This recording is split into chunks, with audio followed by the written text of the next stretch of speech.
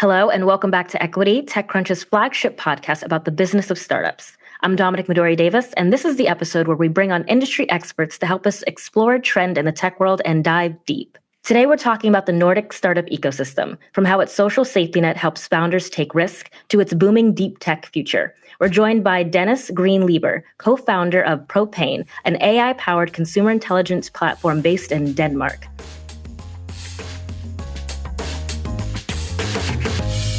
Hey, Dennis, what's up? Long time no see. Yes, I really enjoyed last time we met. Things were popping at the point and you saw sunny Copenhagen. So I'm excited to see how the things are going to flow today. Yeah, for the listeners, we met a few months ago during Tech Barbecue in Copenhagen, and it was a sunny day. It was sunny, and we got burgers, Icelandic hamburgers, and they were really good. Copenhagen. It's a weird combo, isn't it? I was not expecting to get a burger. I was like, burgers are so American, but not Icelandic ones. No, they were great. Good conversation as well. Yeah. We're going to touch on some of the things I think we spoke about then. What have you been up to in the past few months? Yeah, I think when we met last time, we just announced our first round, which was like 3 months in building the company. So everything was pretty new and exciting. So I think the last months we've just been super deep in building and working with customers and kind of like going deep into the market. It's just been heads down. How have things overall in the ecosystem been? I know that you guys just had, not you guys, but like Slush just happened, which Correct. is another really big tech conference in the Nordics. Did you go? First time in 5-6 years I didn't go due to family. We have family coming over, but I was watching from afar and then all the WhatsApp groups, and there's still tremendous amount of energy and hype around the Nordics. This year at Slush, I think the many years it's always big American kind of startups coming there and speaking their voice, but it's really clear to see that some of the top people now it's more Nordic or European based founders, which I think is extremely exciting to see as well. Yeah, what are some people saying the vibe was from there? Like any dispatches you've gotten? I don't know. I usually call Slush the Coachella of startups. It's like, feels like it's more like being in the right place, in the right party. I think the general vibe I'm seeing people coming back with is like, EU has its moments, the Nordic has its moments. So there's a tremendous amount of energy. Of course, they were celebrating also, Lovable hitting 200 mil, which is also crazy because last year I was at I think we were like 20 people in a room at Slush launching, Lovable and, doing a small hackathon there. And then, 12 months later, doing 20 million is, of course, creating a lot of like excitement for the opportunities in our space, in our ecosystem. Anton, founder of Lovable, he's one of your backers, right? Correct. Yeah, correct. Yes. And I think during the conference, didn't he say that one of the reasons Lovable's been doing so well is because the company decided to stay in Europe? I think Victor for Synthesia and Anton had a small talk at an venue here, and there was a lot about people stay longer in the Nordics. There's a lot about like how do you build relationship with your employees, and of course then you do an initial investment of finding people and they stay longer. He's seeing something similar, but it's also clear looking from the outside that they're building their presence in the US and hiring a lot of people in the US as well. Staying with people and working with people in the Nordics, there's just longer tenure basically, right? So I think like you hear the story from the other side of the pond is like, oh, 1 year is a long time, 1.5 years a long time. I think, I have a colleague here who's working with us in Propane who's been in his previous firm for 7 years, which is, an old schooler, if you will, at a company. And I think that's one of the value props of hiring in the Nordics as well. Yeah, that was actually going to be somewhat my next question in terms of, for people who don't know, can you give like a snapshot of the Nordic ecosystem and how it's different from even other European ecosystems? Yeah, I don't know if I'm like the deep expert, but I'll give my view as a founder at least, right? So I think there's like a few vectors. We've been great at building, consumer brands. If you think about like Carlsberg, H&M, like Volvo, like all these great companies. So I think like the tech scene has been a little bit in delayed effect. But I think there's like this mindset a little bit historically that we had what was called the Jantelov. I don't know if you probably heard about it. It's all like not sticking your neck out and, me going out into the world and saying I'm going to take over a specific domain was a little bit like, stay cool guy, right? Because I've been in it for like 10, 15 years almost. So there's like historically this changed a lot. I think the newer founders, newer generations are being way more bullish and kind of like taking that kind of like ownership. And that has shown that the people are investing more in taking risk because suddenly they could see capital gains from it. You've seen Sana sell their company like in the Nordics. Kahoot is from there, which is kind of like an odd place, building in the middle of nowhere. And then of course Stockholm has this moment, but like historically, Copenhagen has also had a good first ecosystem. Zendesk came from here. A lot of people who were part of Unity journey built from here. So I think there are hotpots, but I have not seen in my 15 years anything what's going on right now. I think it's like completely unique timing. Yeah, what has led to this change? I don't know if I have first in my previous firm 10 years ago we raised a €1 million seed, and that was like on the front page of like the Financial Times of Denmark, and there was like one or two venture capital funds. Now there's like 20 or 30 or more, and then a bunch of angels as well. So I think of course capital has changed. Way more younger people took on the entrepreneurial hat. I didn't have I'm in my mid 40s. Doing an entrepreneurship when you were 25 in my age, it was like a little bit weird. It was not a standard. Now it becomes more like an aspiration for most people. So I think that drives a lot. And then I think like the risk taking in the Nordics, I don't know how people look at, there are a lot of political views that are looking at the Nordics from the US side, the social state and all that stuff. But just to give transparency to all the listeners is like, I can take this risk and my kids are still getting healthcare in school and taking their law degree without me putting all on red from like the family side, right? So it creates a little bit of a opportunity for younger people to take a massive risk without taking like long-term effect to it. So I think those are kind of like different ignition points that kind of creates this like perfect opportunity. Like technology is one place, a lot of capital, really like good stability in the social risk point of view. All of that kind of gives us, kind of a perfect storm moment for the Nordics to evolve. You mentioned a little bit about why the Nordics are really good in terms of hiring, which kind of makes me think about kind of just like people in general and what are the values of that ecosystem that touch on like trust and like long-term thinking and like that make people like really good working with each other, or even just like the collaboration aspect of it. Like what are the values that the Nordics have that make it really good in this way? I think it's like a little bit of a double-edged sword, right? So I think like in one way, we respect that people need, there's X amount of time, like 5 weeks of vacation paid, paternity leave, like all these amazing things. And that creates a culture where we all understand the value we're bringing to society. So even though I'm building this company, I'm also part of that kind of like building the society around it. But it has some defects around it.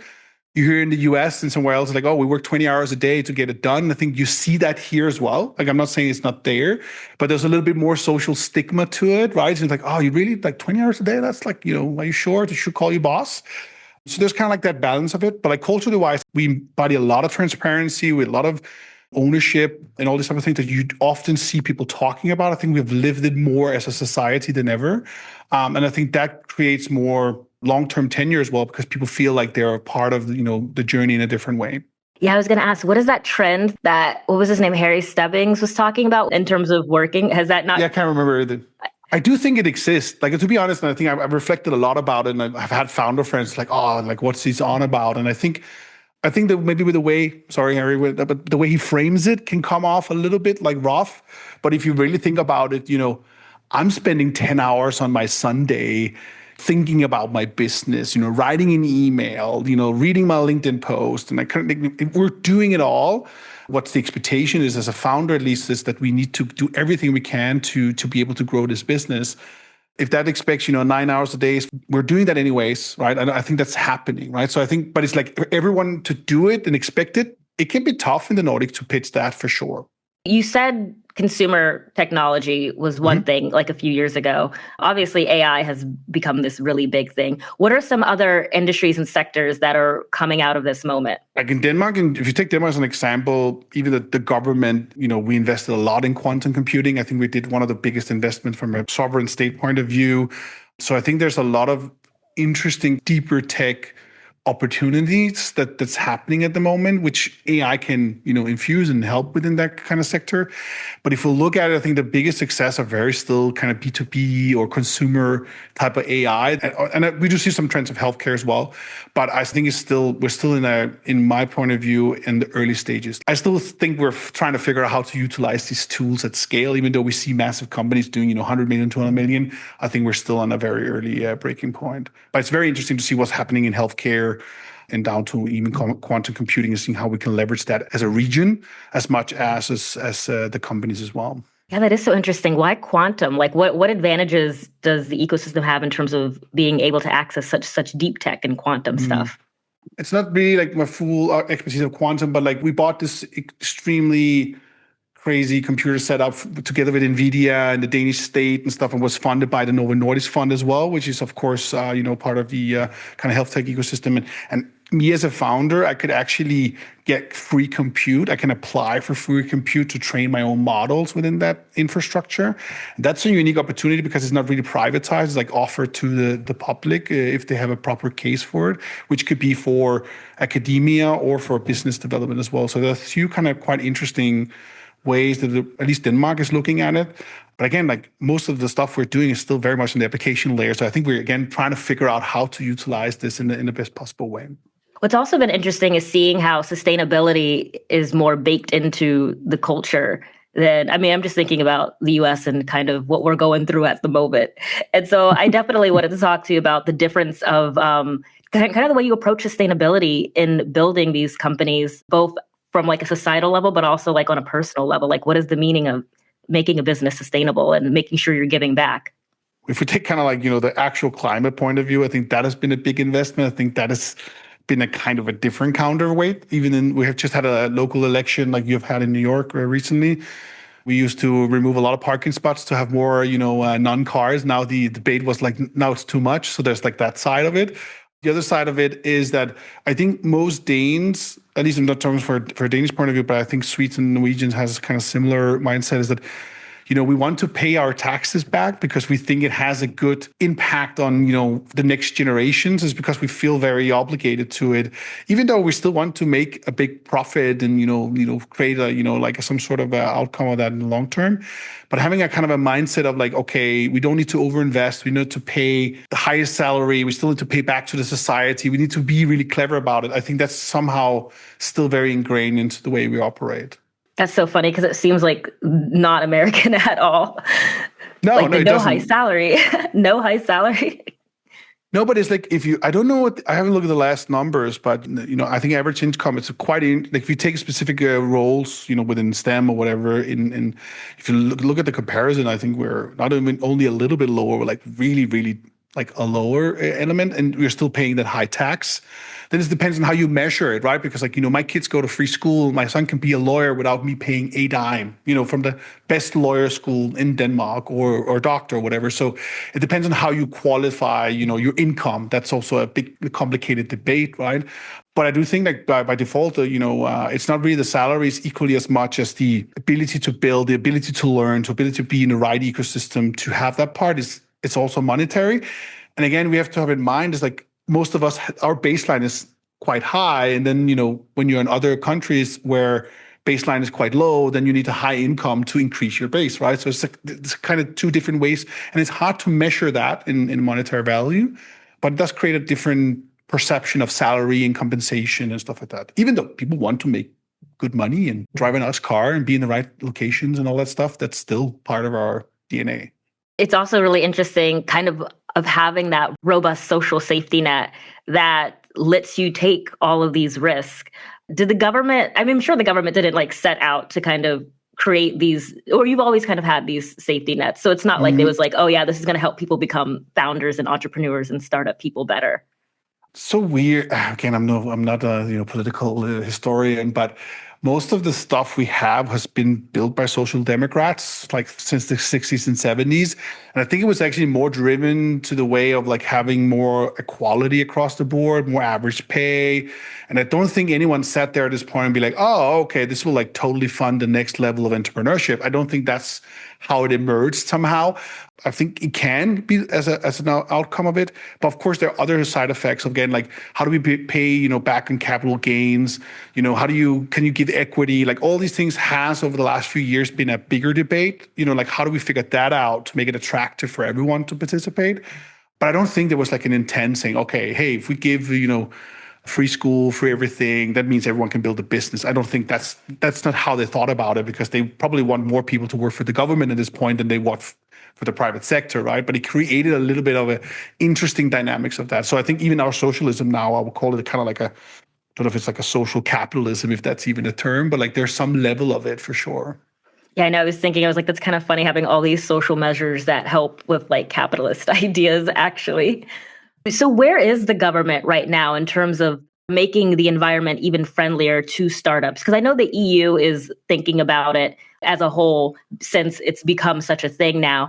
But how are like the governments in your region thinking about how to make the environment more friendly to startups? I think Sweden is out again. This is not my the where I'm all expertise in every corner of it, but Sweden has some more benefits, but they have some other issues with their economy. Like if you look at Sweden and Norway, their economy is not doing as great as the Danish economy is doing. So we have the upper hand, if you will. We have a social control government, but a little bit of a mid-sector of it. They have some missions to figure out how to leverage this. This is one element. Two, Copenhagen had a vote where about almost 1 million people, I think 20% of those were actually non-Danes who were voting, which is quite interesting. So it means like a huge population of people, of expats who've moved to Denmark either for work or, could also be refugees in that sense. But it just means that we need to find the ecosystem to figure out how we leverage that and kind of build on top of that. So like getting talent here is also important. That has been a part of the big debate. Then there's been more debates about like, how much should I pay on capital gains? Is that unfair versus me making 1 million versus non-person not making 1 million? How do you distribute wealth? That's still a debate happening. But again, like I'm speaking from my own point of view, it's like it took me a week and a half to create my company. It took me a week and a half to get a bank account. So like creating a company and getting funds is not necessarily a problem. I think is where if you're in a regulatory space like healthcare, defense, whatever, there are EU regulations. But if you're building basic B2B software, you just need to know your GDPR and a few other things, then you're good to go, right? I don't think it's that complicated as it's supposed to be framed. Like equity, it's a big problem in Denmark. Like there are some ways we need to evolve on the policy side, but I think we're in a really good trajectory in general. And then we have the sovereign funds. Like half of our funding round was the Danish sovereign fund, and they actually do funds of funds. So you find some of the top funds in Europe have capital from the Danish government through IFO and through our sovereign fund, and I think that's also driving, a push from the other end of it with capital in a different way. My colleague Becca was at Slush this year, and she got this quote, and I want to see if you agree with it. And it was someone saying that kind of the ecosystem, the Europe ecosystem is like 10 years behind the US.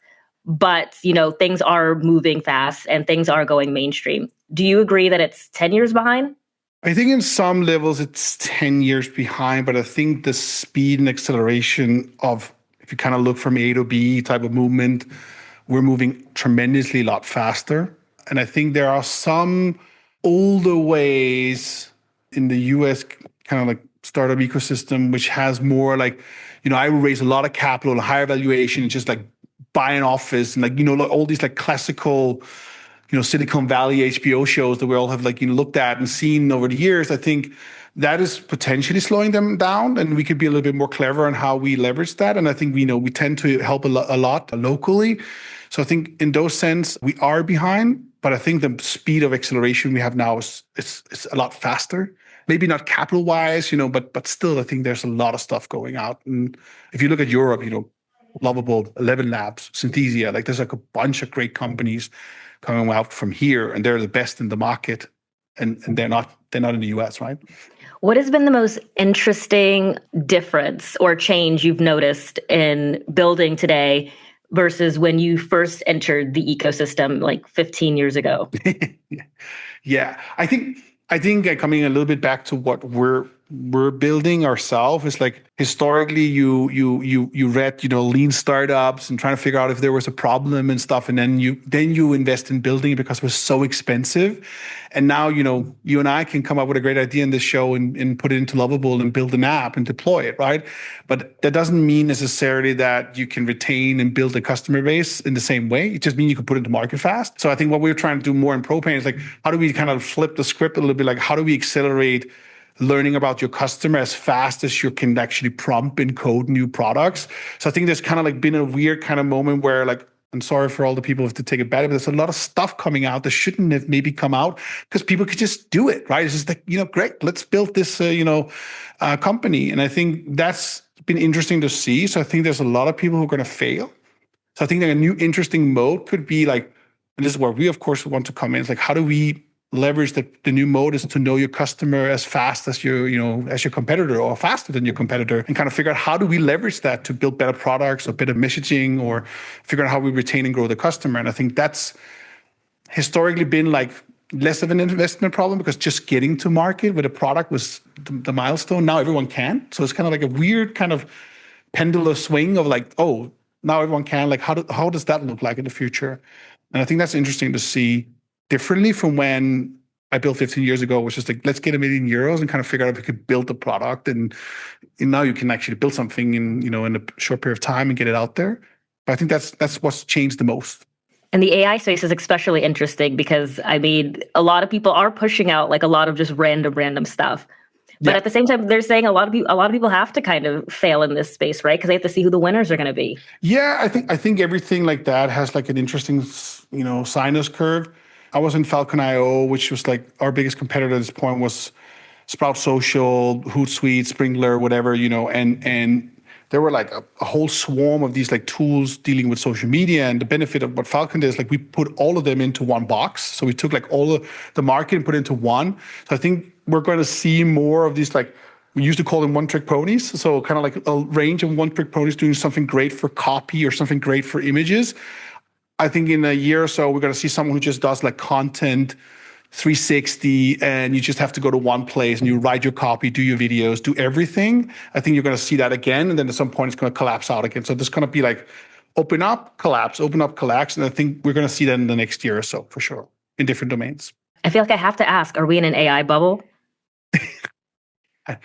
I don't know. I think there's like tons of problems we haven't solved yet. And maybe AI could solve. So I think like we have this idea, and like I think you and I in a bubble, right? Like you're reading about it every day. My dad is not. My dad is like still figuring. I think we even had that conversation, you and I think about our parents. Is like they don't even know what this is. Like for them, it's just so new, right? And suddenly, could it help him with his illness in some way and like stuff? So I think there's like tons of opportunities which haven't been explored because it was not possible. It was too expensive to do. So I think there's going to be a bubble for some. I think some people are putting money into bad stuff, and that's just the risk of venture capital, to be honest. Yeah, do investors there's always that stereotype that investors up there don't just like throw money like American investors. Is that true in the Nordic ecosystem? I think there's plenty of great funds who, I don't like the term throw money, but take bets. I think that's a better way to frame it. I think you have really like, if you kind of go to the grassroots level, there's a bunch of great angels. We also have great early stage funds like a Nordic Web Ventures or the New Inception Fund, which were both super early in Lovable, right? Saw that before it was really a thing. There is a bunch of people just taking those bets, and that is needed. But they also know the risk of it. Like that is the game of it. I think I'm more worried about these like massive, money dumps that just goes down to the next one and to the next one, right? So it's just like NVIDIA in the end and then someone else. Like, it's just like, it's quite funny to see how some of these deals, which is just, money being floating around. But I think, is that different from how it was in the .com or even, post that? I don't know. I think the verdict is out in a few years, and I think some are going to win and some are going to lose. And I think that's just the market of technology. I think that's, we all used to drive Fords in Europe and now we don't. Now we all drive Kias, right? So there's a reason for that at some point. I feel like my last question is going to be, I guess it's kind of basic, but just what is one thing you're excited for in the next maybe year or 2 years, year and a half? What is one thing you're excited for regarding technology, regarding the Nordic ecosystem, regarding all the potential that is flowing?